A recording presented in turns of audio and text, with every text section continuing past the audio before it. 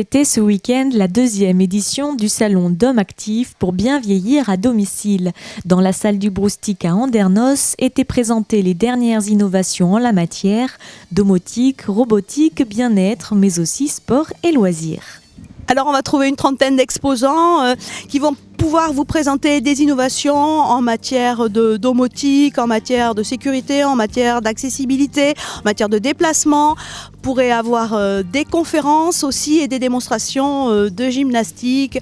Après il y aura pas mal d'ateliers sur le bien-être, des dépistages pour les yeux, pour les oreilles et de l'accompagnement pour être un pro du numérique. C'est très concret, c'est pour aider, accompagner, répondre aux questions de tout le monde, voilà, qu'on soit senior ou qu'on soit proche de senior, parents, petits-enfants, grands-parents, tout le monde est concerné par le bien vieillir à domicile. Oui, alors on a des partenaires à l'extérieur, on a la CARSAT avec son bus numérique, on a une maison déjà domotisée aussi en démonstration et on a aussi une maison écomobile, voilà, donc des choses passionnantes qui viennent pour la première fois à Andernos. Alors pour tous les visiteurs ou pour tous les non-visiteurs, pour les personnes qui n'auront pas pu venir, vous pourrez retrouver le contact de tous les exposants, retrouver même les conférences en vous adressant au CCAS de la ville d'Andernos. Donc ce robot s'appelle Modulix, c'est un robot modulaire, d'où son nom, du fait qu'il a la capacité d'intégrer de nouveaux modules, que ce soit au niveau hauteur ou d'interchanger les modules en fonction éventuellement de la personne qui va l'utiliser. Les applications qui sont intégrées dedans sont un petit peu particulières dues à une certaine caractéristique puisqu'il possède son propre téléphone portable pour permettre de rester connecté aux personnes de l'entourage, de la famille, infirmiers, médecins. Et il va avoir aussi la capacité dans quelques semaines de distribuer des médicaments par l'intermédiaire d'un module complémentaire. Donc on va pouvoir distribuer à heure fixe, dans certains cas de médication c'est bien utile, des médicaments et essayer de contrôler le plus possible si la personne a bien pris son médicament.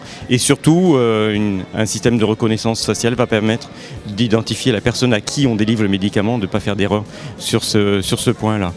Donc nous nous appelons Solia, qui veut dire solidaire de l'habitat. Nous sommes une association basée en Gironde, mais qui fait partie d'un réseau régional et national. Une de nos missions, c'est effectivement aider les personnes pour faire des travaux d'amélioration et d'adaptation dans leur logement. Dans ce cadre-là, nous avons des spécialistes, notamment un ergothérapeute. Et pour vraiment montrer aux propriétaires ce qu'il est possible de faire dans une maison pour se faciliter la vie quand on devient âgé, pour être plus près du local, on a décidé de mettre en place cette petite camionnette où on peut montrer concrètement des aides techniques ou des adaptations type adaptation cuisine, adaptation salle de bain avec lavabo et douche.